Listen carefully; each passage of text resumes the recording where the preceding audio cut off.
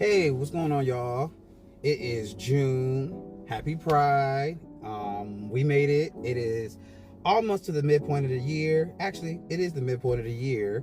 And I just wanted to kind of quickly talk about a little story of mine. So, I was a late bloomer. For those who are new, I am an openly bisexual man. And I was a late bloomer to the story. I did not come out formally until I was in my 30s.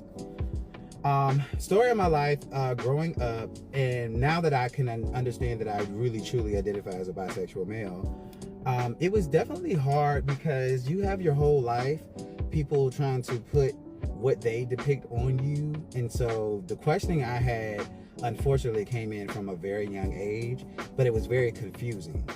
I was confused because people would call me gay. And they wouldn't necessarily call me gay because I was talking to men or having sex with men or anybody had any stories or I was checking somebody out. It was definitely based off of mannerisms. Like my voice was very low. Maybe I didn't like sports. The things that I had more female friends than anything. And it was very confusing. I think that people take this time of their lives to they want to know things. They would just want to know so much about you. And then I don't understand why understanding and knowing sexuality, even from I'm talking about elementary school, middle school, high school age, that becomes like the most important thing they have to work on. But because of that, I had questioned myself because it was never an issue with me thinking that I liked women.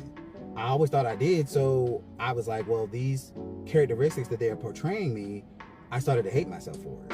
I was like, I hated that I had a low voice. I hated that I didn't like sports. I hated these different personality things that I had that, to be honest, made me who I am. I hated those part of myself. And so I essentially tried to get out of that. I was working on different things. I picked Miami Dolphins as a football team because at that year I liked the colors of the team. And I wanted to associate myself more. And I would watch my very masculine brother and I would try to mimic those things. And I just felt myself even hating myself more. It wasn't until I actually got older where I actually dived into what does this actually truly mean? People are calling me these things. What does that mean for me? And trying to understand that. And I really took some time in my 20s to kind of figure that out. First and foremost, I had girlfriends. I dated women. I've had plenty of, I had girlfriends that I really loved or liked at the time.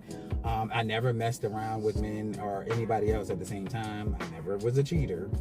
But I really enjoyed those relationships. And funny enough, I had pictured myself being married to a woman, having children, the picket